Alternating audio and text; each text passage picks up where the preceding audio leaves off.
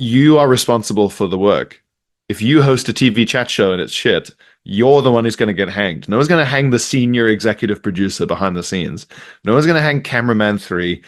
No one's going to hang the runner who brought the coffee to everyone. It's your face on the tin. It's your face on the money. You are the guy. So if it's bad, you die for it. So you've got to be on top of it because no one else is risking what you're risking, which is your whole reputation. And I thought that with the book. This is down to me, really. It's tempting to go, but I've got an editor and they'll look after me. And they will a bit, but nowhere near as well as you're going to look after yourself.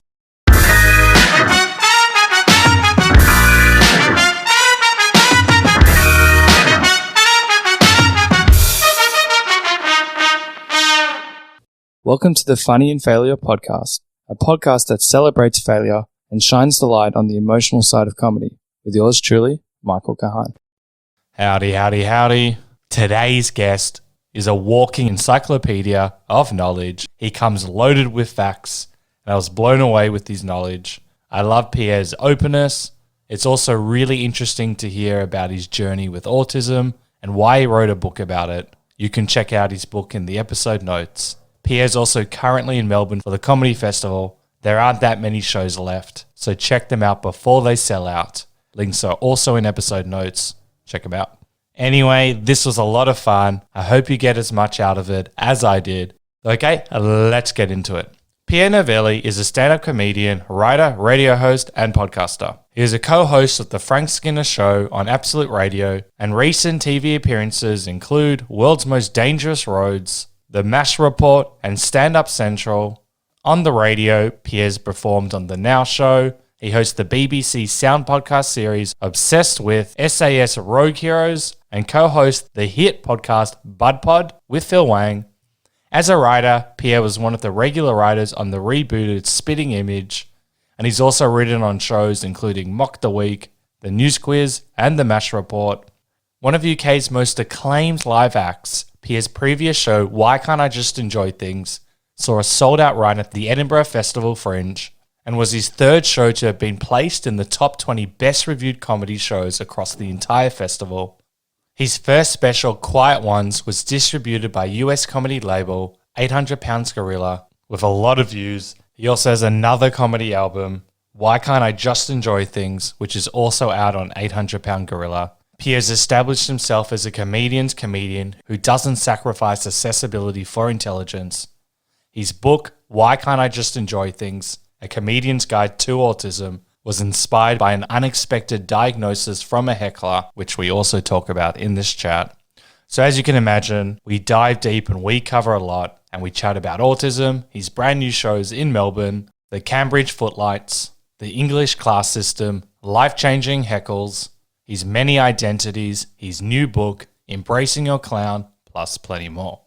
Before we get into this epic chat, in case you aren't aware, the videos are now available on YouTube under Michael Kahan. That's Kahan with a K, unless you're listening to it already. I'll still be posting snippets of these chats on Instagram under Funny in Failure, so check them out if you want to stay in the loop for upcoming episodes, or you want to ask a guest a question. I'd also love it if you would share the podcast or share your takeaways from the chat. It really motivates me, helps the podcast grow, and ensures I can lock in amazing guests like this one. And just as a final reminder, the podcast comes out at 3:30 Melbourne, Australian time, with the full video of the podcast to be released the following day. Okay, cool. Thank you. Let's get into it. We were talking about this off air, so this could be an interesting place to start. You go for the Springboks. Can you tell me why? The Springboks, in terms of rugby, I'm originally from South Africa. I moved to the Isle of Man when I was 7. So the Isle of Man, crucially, for crucial context, the Isle of Man is not part of England. It's Celtic. It has its own culture, Manx, Gaelic. Yep. So I didn't grow up having left South Africa in England, because then maybe I'd have switched. I was wondering. Lots of people on the Isle of Man will support Scotland or Ireland or it's not necessarily the case that they'll support England. Yes, but even still, you've lived in England for most of your life. I would have thought that you would go for them. Well, I think still the place where I've lived longest. South Africa 7 years, Isle of Man 11 years, London now maybe 11 years. So maybe it's kind of equal actually. So maybe I Yeah. should support, or maybe I should start supporting England. Whoever's But the doing trouble better. is that I'm happy to support England in the cricket and the football, but with rugby, because of like 1995 and Invictus, kind of, as a movie is a good way to explain it to Yep. people. Yep. The Springboks are such a thing. Just Springboks are such a thing that it's verging on a political belief rather than even a sporting one. Oh, interesting. Because I've noticed, as I was just telling you off air, my family's South African. I'm the firstborn with my cousin in Australia. And I thought they only Ah. went for, the Springboks when they were doing well. But they only go for them. But when it comes to cricket and all the other sports, they go for Australia. So I always found it really fascinating why it was rugby that they all picked. Yeah, I think it's just because it is so far above. And also, like, it was quite far above every other sport, even before it became associated with sort of political freedom and Mandela wearing the jersey and all this. Yeah. And like Brian Habana and then now Khaleesi and stuff like that. It's such a sort of success story in terms of everything the country wants because the cricket team is still extremely white, statistically speaking, compared to because South Africa is only 9% white. It's not like Australia or New Zealand. It's 9%. Wow, I didn't realize it gone down Um, by that much. it was nine when we Oh, left. I thought, oh, No. that's so interesting. The last time it was like 25% white was maybe 100 years ago, and that was probably Okay, because they were I'm probably because very they were only right. counting the people who lived in cities where they could be bothered to meet them. Yeah, So it's probably always been about there or close. I mean, it has gone down, but yeah. maybe in like the 80s it was 11, but really the vast majority of the country is non-white. A large mixed race population, 10% Indian, maybe one. Um, it's a much more African country than people, as it were, than people realize. It's not Australia or New Zealand or Canada. It really is different. And so like the way it works is that they want every national team and every big company and every place of work to sort of, in the ideal world where we have a magic wand, perfectly reflect the exact percentages of the recipe. Mm, weird, And the yeah. closest they've come to doing that so far, well, the closest really is probably football because the football team is almost always majority like they're all black, and every now and then you'll get like a white goalkeeper or something. But Of course, yeah. the rugby team's doing well. It's the most successful franchise that's also doing the best in terms of diversity and like who the captain is and stuff, and the success stories where these big rugby academies will go to townships and they will say to these kids, you're so fast. Well, it's like America. We'll give you sports scholarship to this amazing school, and then you can board, and you'll get this great education and be a professional rugby player, and make some money, and da da da. And the people coming through now have been through this system. So I just think there's so much at stake psychologically with the Springboks that there just isn't with the cricket. Um, and then it is an odd thing, but I think it's just something psychologically sticky about it. Interesting. To be honest, I say all this. I don't actually keep track of who's even in I'm a very bad South African in every possible sense. I don't really keep track of who the team is. I sort of when the World Cup comes around, I suddenly go, "Wait, who plays?" And I look it up and I go, "Fuck, he retired 6 years ago." I'm the same. Shit, I didn't know that. I'm old. Yeah. And so does it depend? Because people used to refer to me as South African, and I'm not South Yeah. African, but it depended on the circles. No South African would claim me, but Aussies might say I'm South African. So you're a Brit first, or you're South African first, or does it depend on the situation? I know you talk about your Yeah. stand up, the whole mix. If if the Isle of Man had a better socio-cultural presence, I would have talked about it as a stand-up. But because no one knows what it is or where it is or why it exists, or there's no point doing stand-up about it, at least not on like a comedy club level, because no one has a clue what the fuck you're on about. So you just think, well, but and like I sound a sort of well, really in the UK and compared to South Africans, I just sound like a posh English guy. I don't Yeah. sound that South African, really. In the UK, people say, "No, I can hear a twang," and I think, yeah, maybe, but not much. And it depends how late at night it is. But or if I'm annoyed, or in certain contexts, it's stronger or weaker as an accent. But I've had other accents in my life, and But yeah, it's entirely contextual. What- It's entirely contextual. There's some circumstances in which I feel South African, some in which I feel British, some in which I feel Manx. I'm slowly feeling more English than Manx, like Isle of Man. But it is still where I grew up after the age of 7, and I've got all my friends there. My parents still live there. Ah, Um, you know, I, I didn't realize that because I know like when with my actual South African friends, they would play the South African in more favorable situations as opposed to the Australian, and they would try and play like both worlds. Have you ever found like there's any yeah. situations where, okay, the South African's coming out now, this is going to work better? And I saw a little bit of your stand-up bit, which was Oh, hilarious. yeah. Are there any moments where you like just, flick the switch and you're like, I'm going into the Isle of Man character? Isle of Man character, anywhere else that's Celtic. Yep. Ireland, Wales, Scotland. They know about the Isle of Man because they get raised to know about where's Celtic like we are. And so they've heard of it and they have an idea of it. And it's closer, physically closer to those countries than most of England. So then I could say, yeah, Isle of Man, or I could say South Africa quite easily in Scotland because there's so many South African rugby players there and stuff like that. They're kind of quite happy with it. Also, Ireland as well. I mean, South Africans are always going to get a better hearing than someone who's English, I guess, Mm. or British. So yeah, I guess. But I mean, I would never. Often, what I do is I just follow whatever the person is saying because none of them are wrong. If someone said, "Oh, you're South African," that's not a lie. But if someone said you're British, that's not a lie either. So you just have to sort of let whoever's talking to you decide who they'd rather You focus let on. them do it. You let them take ownership Yeah, of it. Oh, that's so interesting. I would have thought that. Oh, okay. Because I've always been like, I'm not South I African.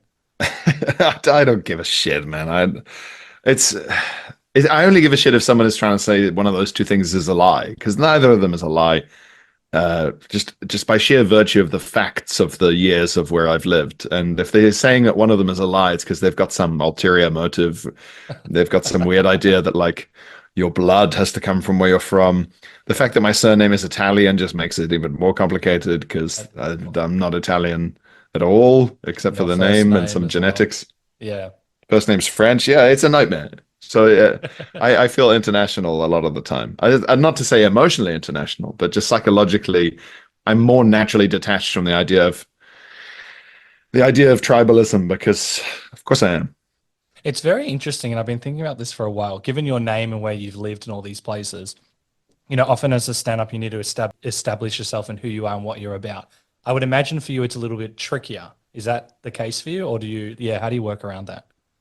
Yeah, exactly. That's why people are like, "Wait, you lived on the Isle of Man?" Like people I've known for years because they've only ever seen my life through my stand-up, and I say, "Yeah, but like it's not funny." There's a couple of jokes about it that can work, but then I also don't want to do. I'm happy to do jokes about how the Isle of Man, is quite rural and there wasn't a lot to do growing up. Like it's not like there were like lots of cool nightclubs or anything. But then the kind of jokes that non-Isle of Man people would make about it, like, "Oh, you're all a bunch of fucking criminals or inbreds or whatever."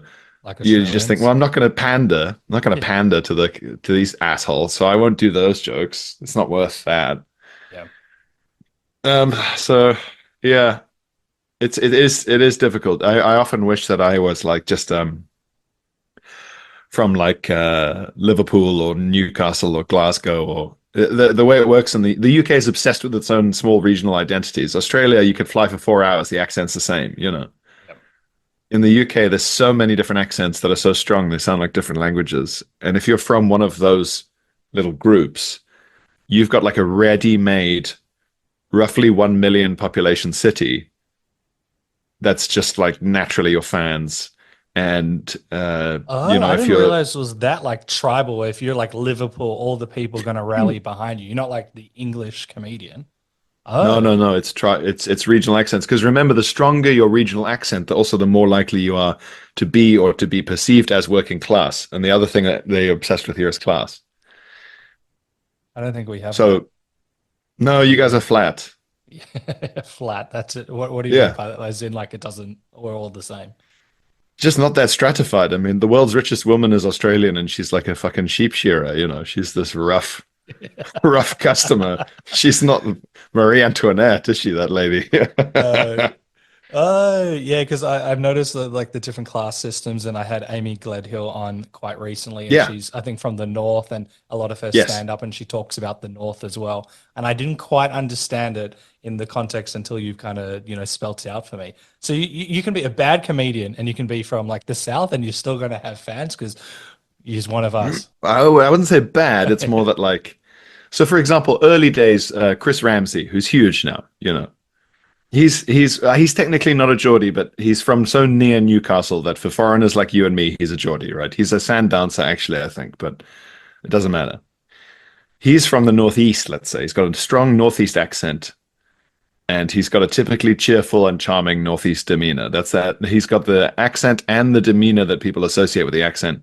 I remember when he was touring, he would like really early on, he would tour like, 100 seaters, 150 seaters in the rest of the country. And then when it came to Newcastle, he could do a fucking 600. Like that's the proportion I mean. Yeah, wow. And in the UK as well, if you put people on a TV show, you kind of want a nice spread. Because the other thing you need to understand about the accent, especially from like an Aussie and South African point of view, is that from the accent, you can make a pretty accurate guess about not just the level of like wealth in the family or maybe even if they went to university or not, but you can make a pretty good guess for the last 400 years. This is blowing my mind. I didn't realize. It's like fucking feudal Japan here from your point of view. I'm used to it now, but I had to learn it. Is it like hard? Because not only in life is that hard to navigate. I still don't understand it, but I understand it. But then from a comedy perspective, you need to, because you want to try and get all of the crowd, not just, pick different bits. So is that also been something to navigate in your career as well? You've just got to learn it. I mean, everyone's happy to laugh at themselves. So like you can go to Newcastle and make some jokes about the Geordie accent, and if they're good enough, the crowd will go and like not like trying to make them seem stupid. The crowd will be, oh, haha, yes, that I always used to have a joke where it's like Geordie was like the last accent I could understand as a foreigner. It was so sort of like, such a crazy accent. I thought you guys were just really cheerful Norwegians, which they're happy with because A, it's quite accurate. They do say like a boot and around the hoose and so on. Yeah. But also they're happy because they historically they were kind of Norwegian. Like that accent is quite Norse, historically, and they've probably been told that in primary school, so they're happy with that. It's not really an Geordie. See, Chloe's in the chat as a Geordie saying, I can attest to that. Yeah. This So is just the thing is like plus for me. don't imagine it as like necessarily animosity unless it's like Liverpool v Manchester or whatever. But that's football stuff. But you instinctively understand that if you meet someone who says, "Oh, hello, lovely to meet you," that guy doesn't work on a building site. Okay, he is the lord of the manor or something. Oh, And if you meet someone who has got like a single fucking gold tooth and he goes, "Hello, me old mucky, how's it fucking going?" yeah. He's not a lord of the manor. He might work on a building site or he runs a business of like several, construction workers or whatever it is, plumber or like runs a big shop. That changed. Obviously, that's changed. You do get like billionaires from the UK who like started out on the docks and all that. But the fact is that the whole country is wired towards these stereotypes and people kind of like them. Oh, Have you ever seen those clips from Would I Lie to You? Yes. Panel show? Whose show? The panel show. Like Yeah, Bob Mortimer's yeah, on it yeah, doing yeah. silly stuff. Yeah. So on Would I Lie to You, you've got Lee Mack, the one host on the left-hand side, team captain. Yep. He's Northern, right? He's salt of the earth, working class Northern, pulled himself up from nothing kind of vibe. Yep. Used to work in like holiday camps and stuff. And on the right-hand side, you've got David Mitchell, who's Southern and posh. Yep. He went to Cambridge. He's wearing a blazer with a fucking tie or whatever. And he's sort of going, excuse me. He's sort of like the finger waggy guy. People love that shit. That's one of the reasons that show's so popular. They go, yeah. Fire and ice. Yeah. Opposites. And they can joke about each other's stereotype associations or, little subtle stuff. And I'm sure they lean into it as well to create that as well. I'm sick, of course. Yeah, 100%. Then in reality, like from an African point of view, they both grew up with a house with fucking running water and internet and TV. And, it's not like one of them's from a slum. You'd have to go back to the 1950s for that in England. But, that's how it used to be. my mind is still so blown. I feel like I don't understand. It feels like such like a, I'm sorry, like a lower like consciousness system in terms of like why we still look at people through those lens. Oh, yeah. Yeah. It's what happens when you have the same group of people trapped on an island for 1,000 years. Humans will find a way to differentiate against each other. That's very true and very sad at the same time. So when because you went to Cambridge, and I think I forgot what they're called, the Cambridge Footlighters. That's a Cambridge environment, and I assume when you're performing comedy, and we'll give context in a moment. When you're performing, did you lean into the Cambridge style? Because this is when you're developing your voice. So I'm very curious of how you have to kind of navigate this while performing. Well, the footlights were like they're more like a sketch group. So like trying to think like I mean the easiest thing reference point is Monty Python. Yeah. So with a couple of exceptions, like I don't think two of them went to Oxford, the rest of them went to Cambridge, I think, and they all did sketches. Like they weren't doing stand-up. And so the tradition is that they go there and they do you do sketches if you're doing something with the footlights.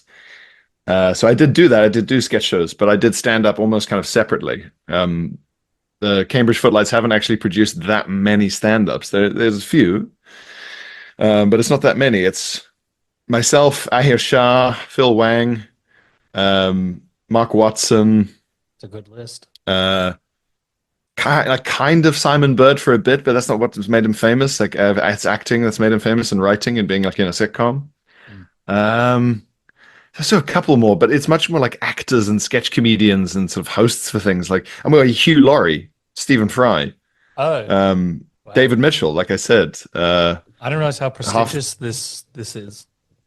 it started in the 1950s with a guy called Peter Cook. You might have heard of Peter Cook and Dudley Moore. Dudley Moore was Oxford, Peter Cook was Cambridge. They were like a comedy duo, and they made these incredibly obscene vinyl comedy records called Derek and Clive, where they would sort of swear at each other and stuff. Yeah. And then they Peter Cook, Dudley Moore, Alan Bennett, the playwright, though he wasn't a playwright then, and then a fourth guy whose name I never remember, which is rude to him, but whatever. They did a show called Beyond the Fringe. They did it at the Edinburgh Fringe. This is one of the first things that made the Edinburgh Fringe a thing to do comedy at. Okay. And that involved a bunch of sketches that were very sort of silly and fun, but they also did stuff where like doing an impression of the Prime Minister on stage, which had literally never been done, and in some senses could have been illegal. The Lord Chamberlain was this guy who was like genuinely like from Shakespeare's time, who up until I think the 50s or 60s, his job was to censor new plays. If you wanted to put a play on, you'd have to send him a script, and he'd cut bits out of it. There was a level of censor. There's no this American free speech stuff. This is England. You know, if you're too rude, we're going to delete it. There's no fucking do what you like. You can't do an impression of the Queen. You can't do an impression of the Queen. We're going to put you in jail. She's the Queen, you know. It was very medieval. It surprises people to remember it, but it's true. So these guys did this huge sold-out show in the West End where they were actively dressing up and doing an amazing impression of the Prime Minister and pointing out what a fucking, you know, useless, weak old man he was. And the Prime Minister came to see it. He'd heard all about it. It was this big outrage. Lots of newspapers were angry about it, and he went to go watch it. And the big thing was, is he going to do the impression? The fucking Prime Minister's in the audience, and he went even harder, you know. And then they went to Broadway and sold out in New York, and so that's what created the reputation of both the Edinburgh Fringe and the Footlights at the same time. And then after that, there were more. Every 5 years, another group of little weirdos would pop out, and you know, Monty Python was the late 60s, early 70s. How was it received when the Prime Minister saw the skit? I just sort of sat and watched it and sort of looked around, and you know, he played it right as well, which is to not be bothered by it. That's very smart. And so, how did you know about this prior to going to uni? Because you went to uni for, and I'm sorry, I mean, no offense, but this is the weirdest degree I've ever had. Anglo-Saxon, Norse, and Celtic language. Celtic. Celtic. Sorry, yeah. That's all right. Celtic is a football team, but they did used to pronounce it the other way. Yeah, and I just watched the NBA today, or yesterday, or was it today? Oh, of course, yeah. In my mind, anyway. Were you? Did you know about it prior, or you went to study this and then found out about it? No, I knew about it. If you like British comedy, that's from the past. I mean, you almost can't fail to notice the pattern, the facts of it. Okay. So I knew that if you wanted to do a sort of fancy degree, but also stick around and do comedy, Cambridge was the kind of place to go for that. I'd never done comedy at that point. I'd never done anything like it, but I thought to be fair, other universities don't offer that degree. So if you want to do that degree, it does kind of have to be there. How many people did that degree? Our year had 24 people at the start, and then by the end it had sort of 18, 19. Okay. So per year, that's about it. But then even within that group, like by the third year, none of us were doing the same stuff. It just gets even more hyper specialized. Wow. So was part of the reason, I know that you wanted to be a lawyer, and please correct me if I'm wrong. I think Isle of Man, you asked very politely, and they have like a free university system, and your parents convinced you if you're going to study law, you must well do something that you like first as study work. Yeah. Yeah. So the other thing to realize about the UK, and this is again a very unusual thing compared to South Africa or Germany or America or any other similar country. Yep. You don't have to study what you end up doing. You can, and that might be good or it might not be, but no one is particularly expecting it. My brother-in-law is in advertising. He's done very, very well. He did history. Just over 50% of lawyers did not do law at undergrad. You do something else like history, which has the same skill set, and then you can do a 1 to 3 year conversion course to sort of cram all of the commercial law stuff you need to know. Oh, we don't have it. We don't have a system like that. You might have something like passing the bar. You might be surprised that, but you still need to study. Yeah. Law. So well, the thing is that you do have to pass the bar and study law in this conversion course. But if you really want to, you could cram it into 1 year, because when you do law undergraduate, you also have to do things like the history of law. Where does the philosophy come from? Whereas if you actually want to be a lawyer, that's fuck all use. So on these courses, they don't make you do that. They just go, here's how to file these documents. Here's how not to get sued into fucking oblivion. Oh, really? Here's how to, yeah. There's none of the academic stuff at all. They just go, this is for your job now. It's do job stuff. Job. 1 year, 2 years. Cram. Do you pass? Do you not? Okay, great. Then you have to go on a training contract, and then you do training in a firm.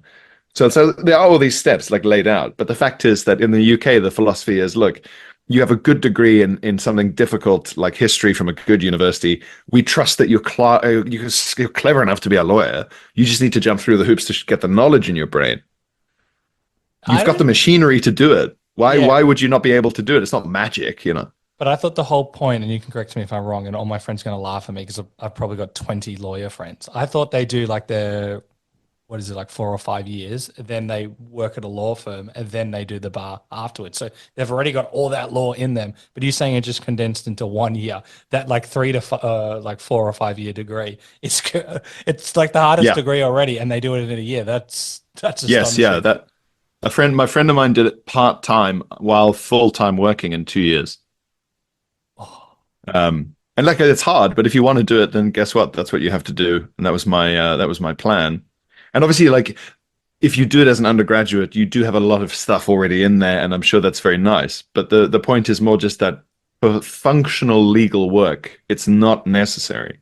Okay. You do have to do the conversion course, and like you say, we don't have the bar here. Like in America, you can, in theory, you can just show up and say, I want to do the bar. And if you pass, they go, well, I guess you're a lawyer.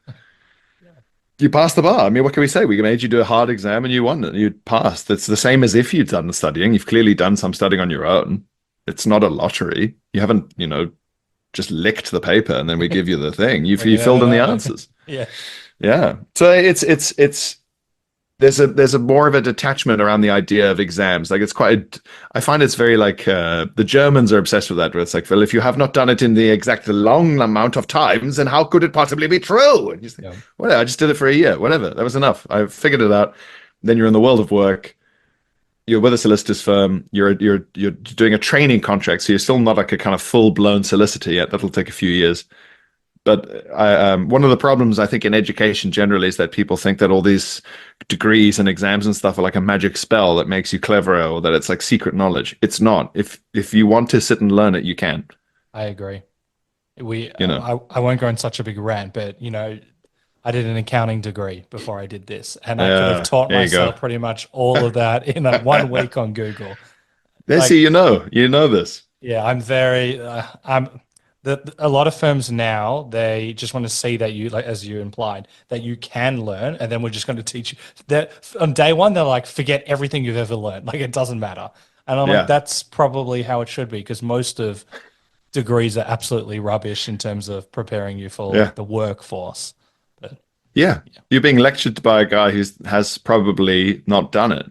yeah, too scared to go So, you into know. the. Yeah, I've got quite a few friends that are lecturers, and we playfully tease them and be like, "You've never worked in the real world, have you, buddy? You wouldn't know how to do it." Like, yep, but I get paid a lot more doing this, and it's much easier. But that's not everyone. So your parents gave you sound advice to study something that you actually, enjoyed. What of all the topics, why this one? Well, it was always going to be something to do with history, and the normal sort of history degree in the UK. There's still a lot of emphasis on stuff that I'd kind of already done multiple times at school: causes of the First World War, causes of the Second World War, start of the Cold War, rise of Nazism, rise of fascism in Europe. Like, yeah, it's fine, but I sort of thought, well, what if I do something I have no real prior idea of? Like, I'm really going in, like have an idea of the shape of it, and I like it. It looks interesting, but I'm not as prepared for it. And also, the Isle of Man is Norse and Celtic. You know, the degree is Anglo-Saxon, Norse, and Celtic. The Isle of Man has a Norse structure of parliament, government, a bit like Iceland. And it has a Celtic language, and there's a lot of the archaeological finds for like Viking stuff has actually come from the Isle of Man. So I sort of grew up around it. So I thought, yeah, I'll do that. Were you hooked? So how does comedy play? Because you were doing comedy at the same time. Did you quickly Yeah. realize that law is not for you and you were hooked? What was like the first? I knew I wanted to try to see if I could make comedy a job. I wasn't sure if I could. I wasn't sure if I could do comedy I before I did my first ever gig. I said to myself, well, if this goes badly, I just will keep it a secret and never do it again, you know. And then once it was going well, I thought, well, I kept doing these student gigs where like it would be a student acts, but the host would be a professional comedian from the circuit, and so would the headliner. Wow. Like they'd be actual professionals, you know, to actually sell the tickets. Like a bunch of fucking idiot kids, and then a real world comedian is the headliner. Yeah. And then that meant that I was meeting these guys who did make a living from it. So it seemed real. It seemed possible. Because I talked to them and I'd say, how does it work? Will you drive around? Who pays you? Is there like a guy who, and they could tell me, and I go, right. And it wasn't frightening because I was like, oh, there's these agencies and there's this network of gigs, and oh, okay. And this is the structure of it. And this is the ecosystem. And so, yeah, I just thought, well, I'll give it a go for at least a couple of years, you know. That's still pretty brave of you. I know that you said you didn't want anyone to see you, but I would imagine that, just putting your hand up and trying the first time, people would still talk and it would spread amongst your friends, or were you completely alone and no one knew when you first did it? No one would have known really. It was quite separate, for quite long, boring reasons. The University of Cambridge doesn't really exist as a central university. It has a lot of colleges, and if you're in one college, you don't really meet anyone from any of the other colleges very easily. Gotcha. And Think like an even more separate version of the fucking Harry Potter houses, you know. That is a great reference. And how I would imagine this would have been extremely informative for your career, because not only can you get advice and information from other comedians, but you also, I believe, you have to do 3 minutes every 2 weeks, like fresh material. That would have been so great for the comedy. That's exactly, you're bang on. Yeah. Smoke a comedy night every 2 weeks, a new 3 minutes. And then I set up a gig myself that ran in the weeks where that gig wasn't on. So I had a gig a week at least, Oh, wow. for sort of 3 years. So that's one of the reputations of people who go through that system, is that you're doing all this like hidden away from the industry's eyes, you know, like no one from the comedy industry knows your name or knows you're up to this kind of thing. So when you suddenly pop up in London, they go, who's this guy? It's like he's been practicing in secret somewhere for 3 years. Yeah. And that makes you look good. And that's an advantage sometimes. I would imagine that it's always an advantage, well, especially with you. I'll just talk about you because this is really like comedy on steroids. You are getting Yeah. up I would imagine that everyone that's going through that system, when they come through and everyone's looking at them, they're like, wow, like as you said, 3 years, these people have been doing it for a while. Like that's quite exciting where people see Yeah. you for the first time, like, no, I've actually been doing this for a while. Yeah, it's good. That's an advantage. The only time I've seen it be cause difficulties is when people have spent 3 years like getting really bedded into like bad habits, you know. Like you could do quite well as a student comedian just doing like student jokes for 3 years, just like hey, what's the deal with all the homework or whatever. And when you go to the real world and do a gig for actual adults, they just think, who the fuck is this? You know, that there's an adjustment process. But what it does teach you is how to write and how to write frequently. So you're a bit of a writing machine. You're pumping it Yes. out, you know. But that to me is so important because as you know, like with Edinburgh, for example, every year Yeah. you have to get new material. So I would imagine that would come a bit more naturally to you because it's ingrained. That's the hardest thing. You can have a great hour, but now you need to have a great hour every single year. Yeah. Yeah. Well, I'm this year is gonna be hour number 10. So Wow. Double digits. That's exciting. yeah, exciting is a word for it, I guess. Uh No, that's a I great guess I think it's accomplishment. exciting. It's exciting in the same way as hearing scratching from inside your walls is exciting. Where you think, oh, something's Uh, gone wrong. uh, but it uh, that's actually the funniest. 10 years, not many people can do it for that long. So with that built-in habit, has it made it easier for you over the years to churn out new material because you know it's been ingrained in you? Whereas other comedians like, Yeah, oh God, I have to do another hour. This last hour took me yeah, five years, but you're doing it every single year. yeah, definitely. And also, I'm obsessed with something in comedy that I was already a bit obsessed with it, but I got more obsessed with it from listening to Jerry Seinfeld interviews. He's obsessed with systematization, and I am as well. Where people will say, "Oh, you know, they are 9 hours, 10 hours. That's a lot of shows," and I'd say, "Yeah, but I figured out that the kind of average number of words I need for an hour of comedy is about 9,000, maybe 8 to 9,000 words. It's Wow. not that many words. They do have to be funny words, to be fair. That's really the problem.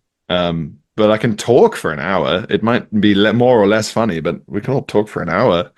Um, so that gives me a number to think about, and then I've got the system by which I build up the show through bits of material, or how I've got all these little processes that I don't always stick to 100%. I'm not like like as this kind of highly disciplined master artist or anything. But I've got these.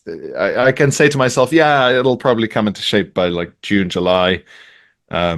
I'm not necessarily relaxed about that. I sort of think, well, it fucking better because the Fringe is on in August, so we'll see. But Oh. the pot is boiling. Let's see what happens.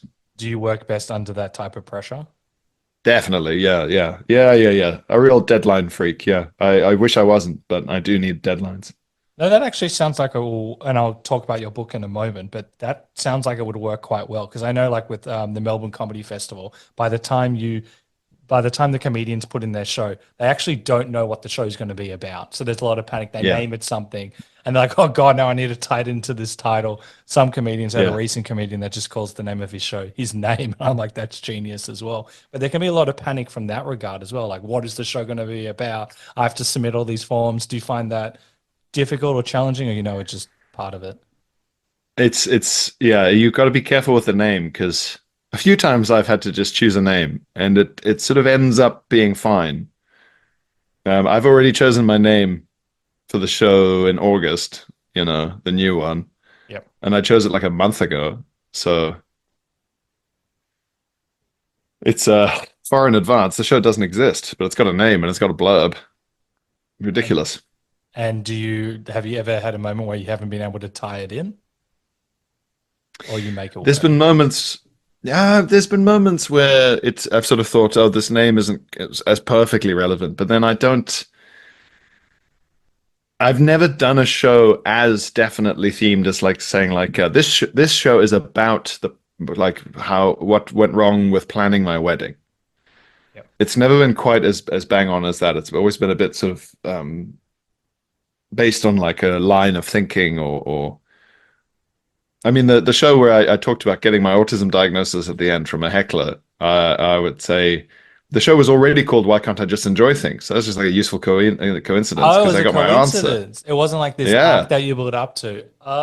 No, Oh, I got the heckle and figured out I was autistic. I got my diagnosis like June. So like I'd written the show, I'd been previewing it for fucking months. The guy heckled the preview. The show existed. Um, yeah, so it was like a genuinely like, oh wow, like the fate has given me the answer that's and the that's ending. That's the ending. Wow, that's the answer like for the universe working in your favor. Because I thought it was all planned. So I'll just give context to the audience as well. I believe you got a heckle from a man who had autism and said you had autism and it put you on this whole journey, which is really exciting. But I thought this, as I was saying, I thought this was mapped out and because it was such a good title to go with it. Oh, the comedy gods are working in Yeah. your favor. Yeah, that's it. And it was the answer to the question and everything. I think increasingly my view on it is like have you ever heard this stuff about like you have to find your clown? Have you heard this from the clown people? No. So Oh, they go do these no, you the go. clowning courses, Yeah. and they I know say one of they them. say like, oh, your clown is kind of already in there. You have to find. You can't choose it. Yeah, but Like your inner child. if you're yeah. Or if you're like Seth Rogen, you can't be like, my clown is that I'm a really muscly, arrogant guy. It's like, no, it's not. You're a fat stoner guy. That's what it is. There's something. It has to be something to do with that. Cheerful, kind of happy-go-lucky fat stoner guy. So like it's about like your vibe and your appearance and everything that's led to you being where you are at that point is sort of unchangeable, really. And so I think that's why the titles that you choose, unless you're hyper specific and you call the show, jet ski accident, and then you don't have a jet ski accident. Yeah. Although that is a funny name for a show. Yeah, they don't reference it at all. Yeah, just never reference it. It's just the And show's never just done called jet ski. Yeah, that's Jet brilliant. ski. Yeah, I would do that. If I do an 11th show, I'm going to call it jet ski accident. That's my I'd be promise. first in the row. That's so good. I think that's why they end up lining up because you've chosen it and you're you. So on some subconscious level, the title you're choosing will reflect how you're doing or what you're thinking about. I like that, and I like how I've looked a lot into the subconscious and how that works, and we could speak about that for days. How important was that moment for you when you got that heckler? Was that a profound experience? How important was it for you? Oh yeah, I mean it's explained my whole life really. There's like up until I got the diagnosis, I always knew there was something slightly weird about my brain, but I could never figure out what it was. And I would sit and think about it. I'm quite an obsessively self-reflective person, at least in some ways. And I would sit and think, why am I like this? Why am I doing this? Or like, why could I not do that and I can do this? Or I would sit and brood on it because I would just think, but there's got to be a reason. No, it's not just like, oh, I guess that's blah blah. Like, no, there's no logic to it that I can't quite figure it out. So for years I've been doing that with all kinds of stuff. And the answer to every one of those things is autism, really. And I'd looked into other stuff. I'd looked into ADHD or some other thing. You go, oh, maybe I got dropped on my fucking head and no one remembers. I don't know. Something has gone on here. But whatever I looked up, there was no list of symptoms or signs or whatever the word is, uh, factors that covered everything that I had a question about. Oh, so it was a So I'd light go, bulb oh, moment. Yeah. if I have, fucking whatever, Schmingleton syndrome or whatever, they go, well, if it's Schmingleton's, then that's why I don't like that, and that. But the rest of it doesn't apply to me at all. I like contradict the rest of it, or it also doesn't cover these things. So I go, okay, well, it's not that. And then I'd look at another thing and I go, no, it's not that. It's not OCD. I don't really have OCD. I've got some things that I can develop a compulsion. I've had compulsions in my life. I've had vocal tics as a kid. But I was like, no, that's not it either. That's not it either.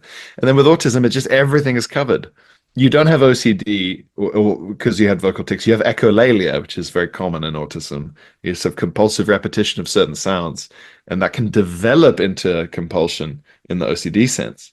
But it doesn't have to be. It can just be echolalia, which is sort of almost instinctive rather than compulsive, I think. So it was a huge, huge deal, massive, yeah. And he wasn't saying it in a bad way. He was just saying, well, have you considered this? In quite a kind of casual gig environment. It's crazy how normally heckles are designed to crush and hurt. And I know you've spoken about this and destroy oneself, but this guy's changed your life through, it was just coming from like genuine, maybe compassion might be the right word. I'm not sure what the right word is. Yeah. And then, it's led you on this journey. So it sounds like it's been very crucial to understanding who you are and, giving you, that label just for understanding purposes as well. Yeah, 100%. Yeah, absolutely. And then Yeah. you have that moment, which is already quite a profound moment. Why do you write your book? So, because autism has no pill, you know, and there is not a treatment for it, there's an aspect to it where it's like, well, if you've got it, then you are you. So, it's like finding out if you have brown hair. It's like, yeah, but you've had brown hair the whole time. You just didn't know. It's not like you've suddenly got brown hair now.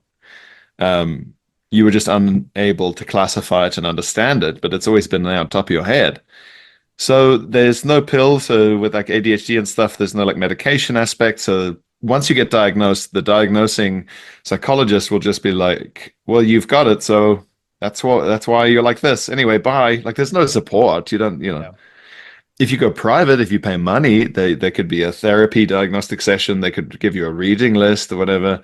And in the UK, the waiting list for government assessment is like a free assessment is like the average is like 5 years. I mean, it's What? incredibly long. That? Yeah. Whoa. Yeah. Okay, that's crazy. There's like no autism specialists in the country, and half the ones that we do have aren't actually very good. Half of them are incredible, but some of them actually aren't even very good at it and have very out of date information. So it's a real problem. In some places, the waiting list can be 9 years. In some, it can be 2, but the average is 5. That It's really yeah. one of my friends has autism, and he said that through therapies, he wasn't that specific, but I think some of them were like social.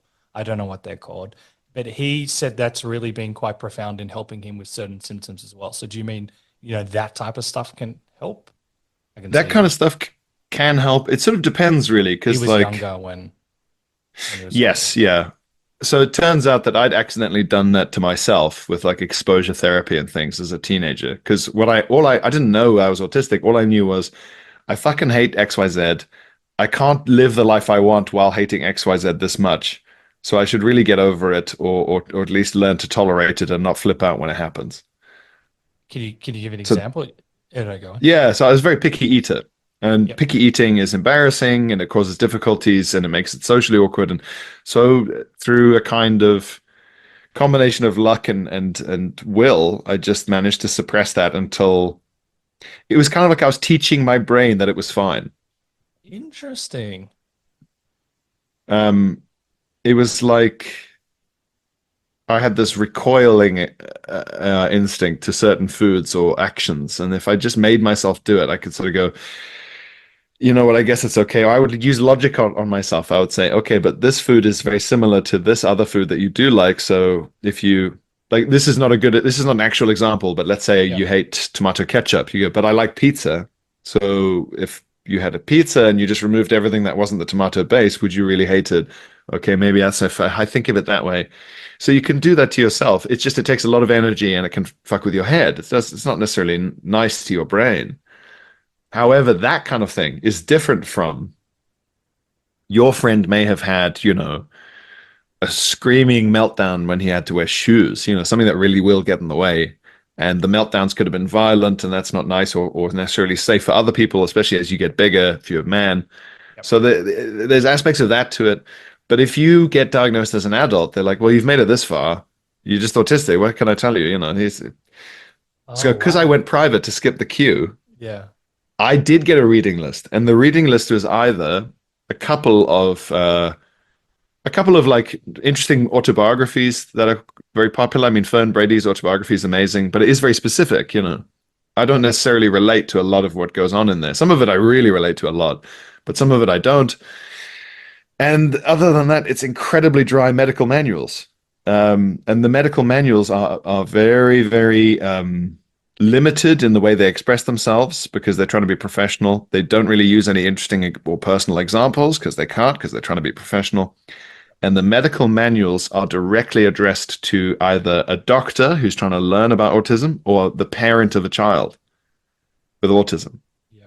They're not addressed to me as an adult reading it. It's like I'm reading about myself in the third person. It's very strange. It's quite alienating. Yes. So you put it upon yourself to, write this in a humorous way so someone like you, for example, could, learn about it in a perhaps easier way or more fun way. Exactly, yeah. I thought if I can write a guide to autism that's like as scientifically accurate as one of these quite like not super detailed manuals, but like they're not they're not saying anything that's not scientifically tested or true. If I can make it scientifically accurate and funny, and like only use stories from my own life when they're relevant or funny, like as examples, it's not a memoir, Yeah. then people will read it for the funniness and then learn at the same time, or because they're interested in me as a performer. Also, it will be easier to get into the hands of quite a key group, which is the majority of autistic men who are just completely uninterested or reluctant to go anywhere near something like this Mm. and don't want to seek help and don't. I get a lot of messages from wives saying Interesting. like I gave your book to my husband and he's he's really enjoying it, but also realizing that like I've said for fucking 15 years he's not quite the same as everyone else, or Yeah. you know and it opens up the conversation because it's humor, it's less threatening. Wouldn't that be very, and I want to talk about the process because it's not easy to write a book, especially when you've got, comedy shows all the time. And I know you've spoken about why can't I just enjoy things as a title, but can you enjoy these moments? Like how rewarding, because I know you've got a lot of messages, you've sold many books. Can you enjoy it? Yeah, it's I think it's easier to enjoy because writing the book took so long. Well, it didn't take so long, but like it took so much effort. I put so much work into it because then I can see the message I get about someone saying how the book has helped them, or the book has helped their family, or the book has helped their teenage kid, and I can go, that's real impact. That's real work with a real impact. Whereas I think with stand up doesn't physically exist. You say the joke, it flies away. People in the room laugh, they forget, you forget. They go home, you go home. It doesn't physically exist, and the impact is hard to prove. But you got tangible proof. You've got the messages to Yeah. people. Oh, nice. And was it scary to put yourself out there? Because as you implied, some people don't want to, look into it or discuss it or admit that maybe something is there. But you went up and beyond and you actually wrote a book, but you actually put it out there and it can be quite a vulnerable experience as well. Yeah, I'm lucky in the sense that because I was already a professional comedian, I didn't have to think like, oh, what will my colleagues at the office think? Or like, Yeah. I'm already a weirdo. I do have this weird job and I hang out with weirdos. So it made it easier, really, than if I had been a lawyer or a, a, a guy with a proper job Yeah. of some kind. So that wasn't too bad. Also, one of the reasons I found it easier and found life easier than a lot of autistic people find it is that I was I was always fairly reinforced by my family in the idea that the way I saw the world was correct. Oh, go on. Because I would come home and say to my dad, who maybe he's in the club as well. He's not diagnosed, but statistically, there's a 60% chance Yep. that it's paternally inherited.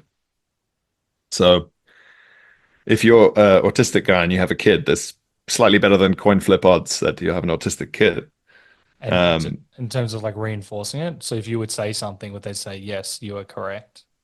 yeah, I'd say is that I think this, but the other kids at the school say this. What's the hell's going on? And they'd be like, they're crazy. You're right. That is crazy.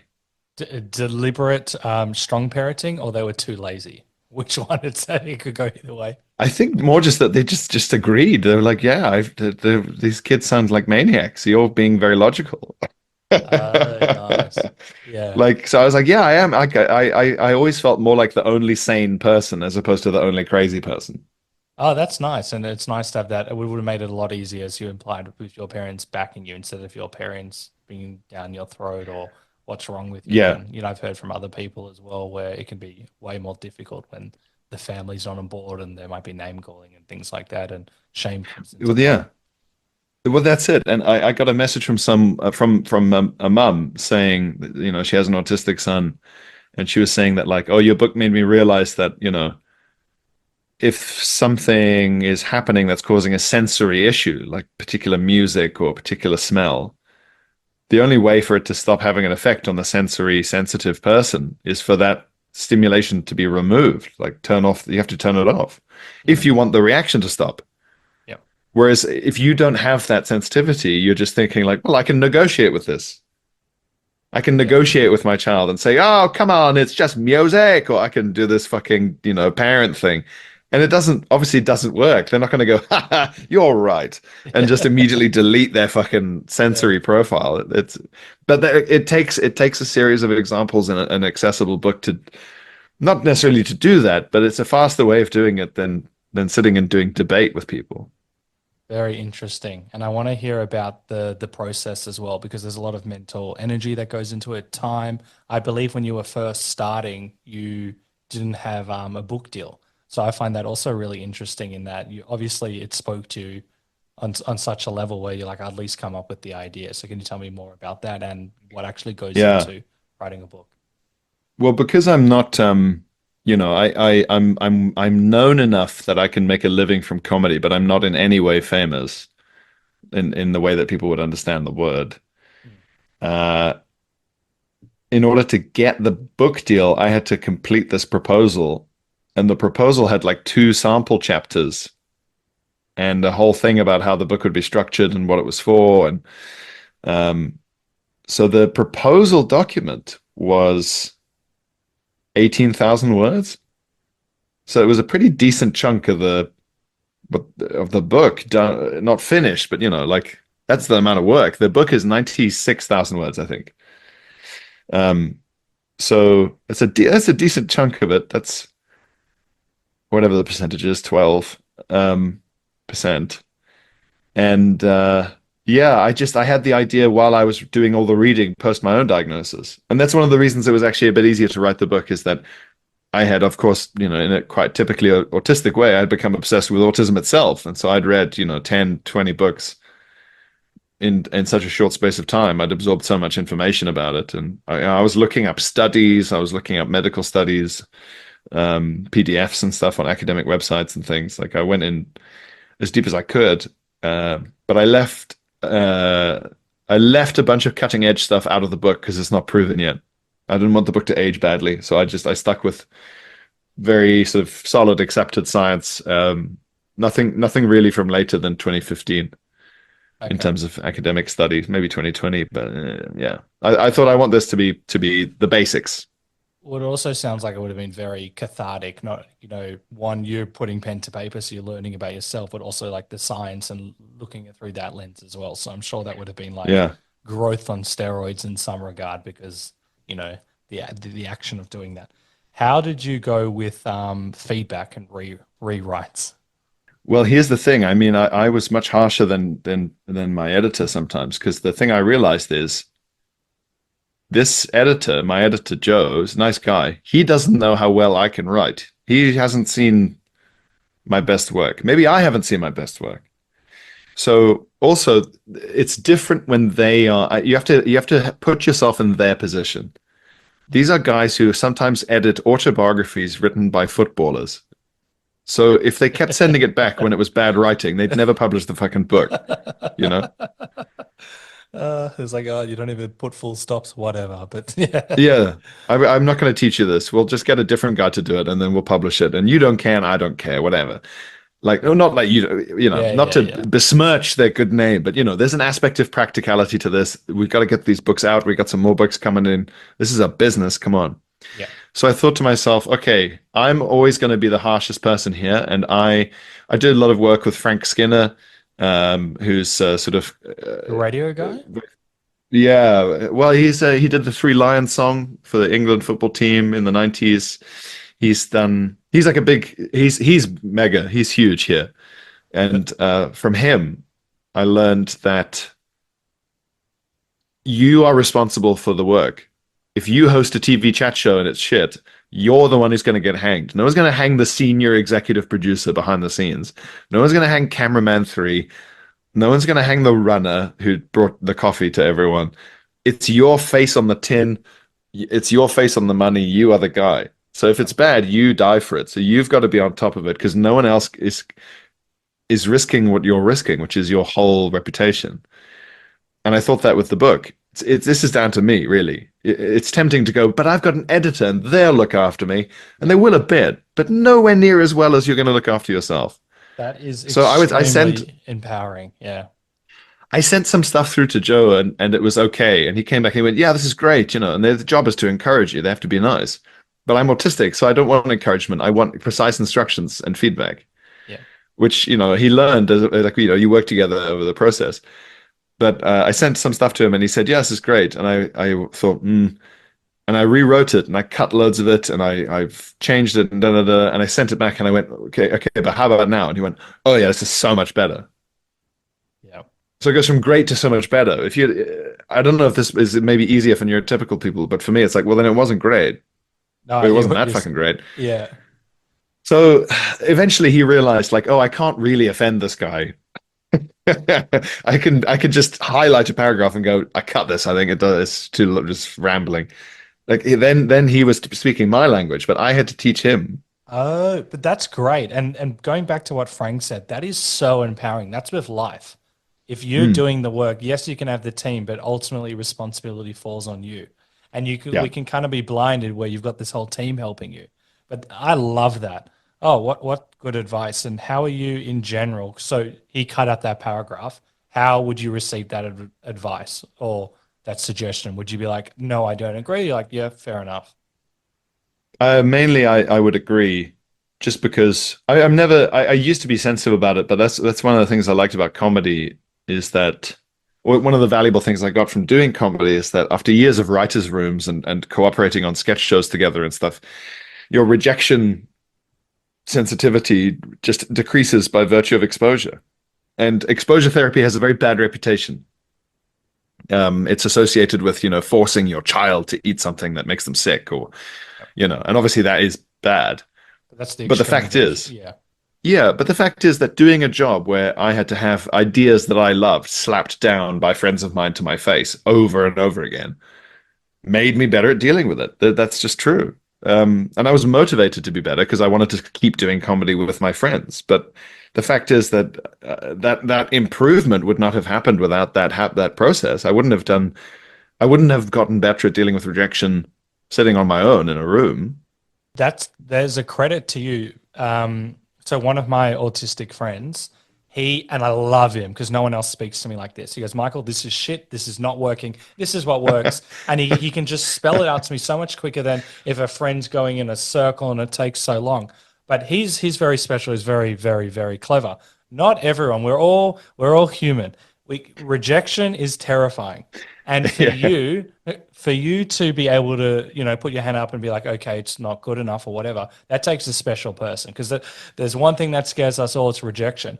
You could have said to your friends, I don't want to deal with this, you fuck off, whatever. But you actively put your hand up and said, you know what, I want to improve, I want to do this. That's a different ball game. So was it always, that's how you always saw it? Because you implied that it hurt a lot at the start. Was the overall thinking, I want to do this the long term, so this is how I have to get there? Yeah, pretty much. And I'm fortunate in the sense that sort of career or creativity based thinking also led to a therapeutic bonus. Ooh. So because I was going, I need to get okay with rejection like this because I want to do comedy. I wasn't necessarily doing it because it will make me enrich me as a person. And I would say, to be honest, with autistic people, I'd say like half of autistic people are obsessively trying to get over the things that everyone keeps telling them to get over. And that's dangerous. So for example, if I said to you, okay, me and two of my buddies met up and we tried to write some comedy together and they rejected some of my ideas, but I'm okay with that. I got over it. I didn't get offended. I worked through it. You'd say, that sounds great. If I said to you, For 10 years, me and two of my buddies meet up once a week, and I tell them all my best ideas, and they tell me I'm an idiot and they reject them, and I just have to deal with that. You go, that's bad. That's bad, man. Yeah. That sounds horrible. Why don't you just quit? Dude, you haven't even made anything. It's been 10 years. They don't like any of your ideas, then it's not a good fit. The trouble with a lot of autistic people is that they get so harassed into fitting in that they'll be in these terrible relationships or they'll work these unfair jobs because they think, well, I do feel that this is unfair, but I know that I'm always wrong about that because I got told I was wrong my whole life. Every time I felt really sincerely that I wasn't wrong, but I've learned to ignore my own instincts. And that's a dangerous skill, to ignore your own gut reactions because they're not always wrong. I agree, and I think that's the most important thing, especially as a creative, is following your gut. And if you've got that learned behavior of, no, you're wrong, that can steer you away. So it's also very important who you surround yourself with, which is what you're implying before. So do you always use that as kind of like a compass for guiding you, your gut reaction? Yeah, or you've got to be a bit brutal where you go, well, if they don't like any of my ideas, then I guess I should just not work with them because I don't dislike my own ideas. Like some of them have to have some merit, and I've managed to do it so far. But I was also talking about relationships. You could say to yourself, my gut instinct is that this person I'm going out with is, cruel or like a bad person or doesn't have my best interests at heart. But I'll ignore that feeling because I'm I know wrong. your friend's like, no, you're wrong. She's great. She's the best. And Yeah. it's important, and I know you said this, but to state that not all relationships are right for you, whether it's like a sexual relationship or a different type of partnership, because we're also going to have different ways how we see things. So I might love this one guy I'm working with, but he might be terrible with someone else. And it's something to navigate, but having that gut reaction. And we always talk about, how in the movies, the girl's like, I just get that bad vibe. The guy's a serial killer. Honor that, because that is important. And I think especially in life and also creativity, that's what's, got me here. We don't always make the right decisions, but it's a crucial superpower I believe all humans possess. And it's something we can't necessarily even put to words. Yeah. I've got so many questions on this. So in terms of the collaboration side, so you talked about writing, radio, your podcast, for example, with Phil Wang. How was that? Because stand-up, it's a solo sport. Yes, you might collaborate in ideas. How was, doing a podcast, for example, or radio when you have to work with different people and hear their ideas? Was that easy, hard, or? It's one of the nice things about that long apprenticeship of doing comedy is that you learn to collaborate in certain circumstances. Like you get the experience. With Phil, I mean, I've known Phil since I was 18 and he was 19. So that's a lot easier. You just go, well, we're doing this podcast almost because we know each other and can speak so easily, as opposed to the learning the other way around. With more professional stuff, I mean, as long as you go into everything with the mindset of everything has a specific skill, everything has a specific way it should be done, then you'll learn because you'll say to yourself, okay, I've never done any live radio before, but I know there's a way to do it. There's definitely a best way or a kind of clever way, and these guys know and I don't, so I'll watch. And if they say, oh, as you come back in from a song, you should normally mention blah, blah, blah. You're right. You just got to be in receive mode. And if you're in receive mode, you'll pick it up. Interesting. And then from the radio side, you mentioned Frank. Would you say Sinner or Skinner? I've already forgotten his Skinner. name. Skinner. And was he the one that encouraged you to do radio? He put me on his radio show, yeah. So it was his radio show for like years and years and years and years. And then they brought me in. They were doing a thing where they were trying out like kind of 6 of us comedians for this slot, and then I got it in the end. Oh, that's pretty exciting. It was good. I mean, it was good fun, and it's such a valuable skill to deal with like live radio versus podcasting where you can edit. But I guess it's that thing of like when a new stand-up watches an old stand-up, they haven't learned yet that there's a reason behind everything that they're doing. If a normal person watches a comedian, they go, "Oh, it's funny that he took a sip of water." Then it's like, yeah, he planned that. That's part of the joke is that he sips his water. Then that's always the same. So from that you can say, okay, in stand up, there's a bunch of hidden stuff that doesn't look deliberate, that is deliberate, that makes it better. Mm. So okay, therefore I can logically say to myself, there's a reason behind all these things. So that when I was doing live radio with Frank for the first time, Gotcha. I was watching him and thinking, there's definitely I'm going to presume that there's that this is the same. There's a reason behind it all. I'm not just going to go, Yeah. Okay, if it's just talking, I could do that. I got to sit and be hyper aware, hyper receptive to what people's hands are doing, what their eyes are doing, That get could really into it. that could still be very like overwhelming because you've already switch your brain to observe everything, but then to Yeah. also be present in the moment. Then, as you said, dead air time. It can be very scary to say something. I've had a lot of comedians who've been on radio and they've said things when they've got into a lot of trouble, and then they can come from fear. And then, well, as we said, you're trying to learn everything as well. So it sounds like a brain overload, or you managed to just make it work. How did you do it? Well, I think I'm doing the same thing if I'm at a birthday dinner party where I only know one guy. Yeah. It's the same. And that is why there's social overwhelm if you have autism, because that's the same. But in a way, I did the social version first. So when someone says, "Oh, for work you have to do this," I go, "Yeah, I know how to do this." Whereas if I was not autistic, I would never have got that skill. And they would go, "You mean I need to be hyper aware of what everyone is saying and how their faces look?" You go, "Yeah. Well, is that not how you spend every day of your fucking life?" And normal people go, "No, that sounds exhausting." And you go, "Yeah, Because that's you why I want punch. to stay in bed." So I guess you consciously had taught yourself. So it sounds like it was an easy transition. And how did you deal with potentially the fear side? Because there is dead air time. Sometimes you're just going to have to speak. Were you okay with that? Worried about what you would say? I can vamp okay. I can fill air, I sort of improvise or whatever, ask an extra question. I was most worried about swearing because there's rules for the radio, and the rules are stricter in the UK than in Australia.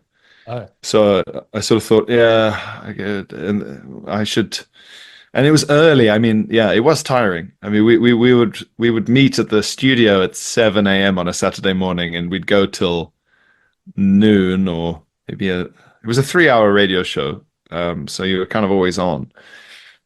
And in between with the songs, you could sort of rest for a couple of minutes, but really you were on, and there was a lot of adrenaline because it was live. And when the adrenaline faded, you've got this afternoon adrenaline crash, and you've had like 7 coffees, so you'd have an absolutely fucking mental Saturday. Like you'd feel crazy for the whole day.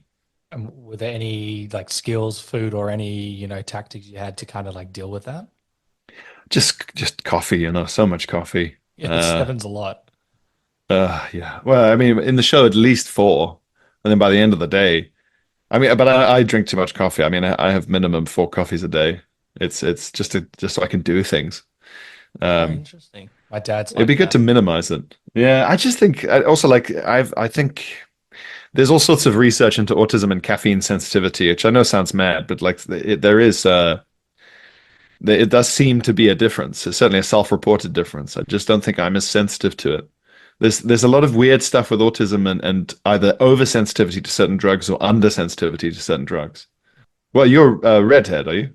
No, I'm not, but everyone You thinks know, you that. like me, you've got a gingery beard. I know. You know what someone said the other day? I've known this girl for since school. And she goes, "You're a ginger." And I'm like, "No, I'm not." And she goes, "I wasn't wearing a hat." I'm wearing a hat, so for the people, that's a fair question. And she goes, "No, you've got red hair." I'm like, I'm a brunette.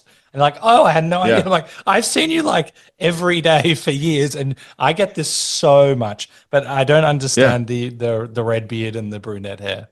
There is It's a something." it's a it's a recessive gene. So that if you have, it means you have a redheaded ancestor, but there's a type of hair gene that it only comes out in the type of follicles that develop on the face that are different to the ones on your head. I thought So it was you a have a Jewish redheaded thing. ancestor. Yeah, I think my mum was redheaded. I'm not, she doesn't even know Yeah. what her natural hair color is. But I thought it was a Jewish thing because a lot of Jewish men Yeah. have the red and then, similar hair color to you as well. I thought I It's quite a was, Scottish thing as well, I think. There's a lot of gingery beards in Northern England where there's a lot of sort of Nordic DNA. And also, I mean, where it comes from, I guess you're Ashkenazi, right? yes, Also, it's if a you big, if you if your family is South African, yep. Jewish and South African, it'd be Ashkenazi Lithuanian. Yes, you're the only person that would have picked that up in close to 300 podcasts. I'm very proud of you. Ashkenazi Lithuanian. The other center apart from Scandinavia and England and Ireland for red hair is a kind of middle Russia, Ukraine, like that I that do that have kind of Russia border on in the other side Belarus. and Yeah, Lithuania and I think Belarus, yeah. maybe. I am See very if you do. impressed that you knew that. if you do as much medieval history and modern European history as I do, this you know. But also, like, I can't emphasize this enough how much I'm not like a fucking Darren Brown for ethnicity. 99% of anyone who's Jewish and from South Africa, they moved from Lithuania around 1920 when Russia reinvaded and took it over, and there were pogroms. So like it's just a weird thing, like how if you're an Italian American from New York, it's Sicily or Naples. You're never from the north. It's like that. It's just a migration coincidence pattern based on factors. It's not like it's just how life works sometimes. I'm glad that your degrees come into handy for this conversation. And I thought you were like an expert on South African and Jewish Ashkenazi Jew. I'm sure there's a degree for that. Oh, that's so good. And now, very exciting. You've got some shows at the Melbourne Comedy Festival. I'm very excited for you. How are you feeling about it? And can you tell me a bit about your show? I'm very excited. I've wanted to come for so long. I was supposed to come in 2020, but COVID ruined it, you know.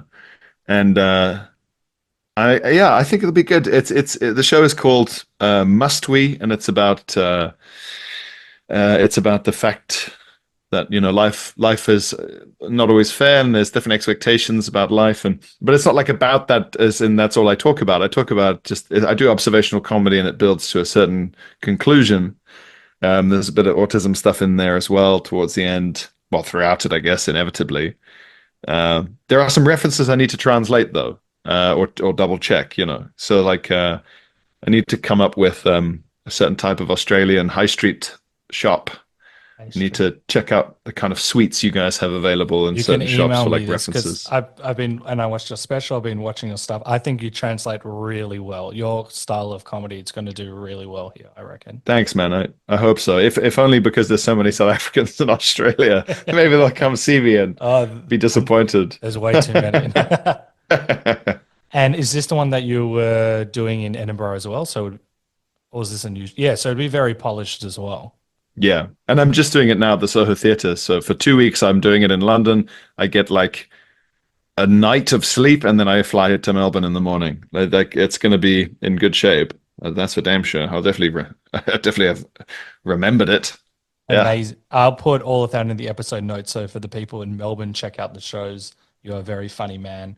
And yeah, that's so exciting. I'll ask you one question before we go. What would you do if you knew you could not fail? If I knew I couldn't fail, like at all. Yeah. It's just to take over the whole world, I guess. If I just through what me? Well, I can't fail, so it doesn't matter. I just say I want to be in charge, and everyone will go, "Okay, great." He makes a good point. Oh, interesting. And in terms of that's the most unique answer we've had. And in terms of career-wise or anything, or you do everything. If I knew I couldn't fail, I would love to make or write or be in something like a movie. Growing up, I was obsessed with films, and to be in a movie or to make your own movie was even if I just make one and it's not that good, you could still point to it and say, "Look at that," you know. Who gets to make a movie? Something like that. A big permanent piece of art. Something like that. A film is probably the most interesting version of that. But you know, a big permanent piece of art that you can say, that exists. I did that. That would be great. That would be very cool. And before we go, how can people follow you? We've got your tour dates and ticket sales in the episode notes. How else can people follow you? Instagram's probably the best place. I'm on all the social media, but Instagram's probably still the best place to do it. I have a mailing list, you know, that I don't spam on. I only email twice a year, and also the book is coming out in paperback. Yes. In a week from time of recording, 27th of March, it's out in paperback. So if you want a bendy book about autism, you can have it. It is currently out now, so people can buy it. You have no excuse. Go and buy it. And I'll also put your comedy special in as well. Thank you so much. I've learned a lot. I probably learned the most in this podcast. I love your authenticity, and you're a great guy. And yeah, thank you. Thank you so much for doing this. Thanks, man. Thank you for having me. I love how Pierre talks about his book and how despite having a wonderful team to help him with it, the responsibility to make it great ultimately falls on him. Pierre reminds us to take ownership. We can still lean on others for help, but they will never have the same skin in the game as you. I find this really empowering because sometimes we can disempower ourselves and outsource. Pierre reminds us that when you're the face of the project or brand, it is up to you to take ownership and control of our destiny. Another point which I love is that Pierre encourages us to find our clown. In that, accept and embrace who you are, lean into it, and use it for your advantage. So I'll leave you with this epic quote. The price of greatness is responsibility. Winston Churchill. Thank you for listening to the Funny and Failure podcast, exploring the deeper side of comedy.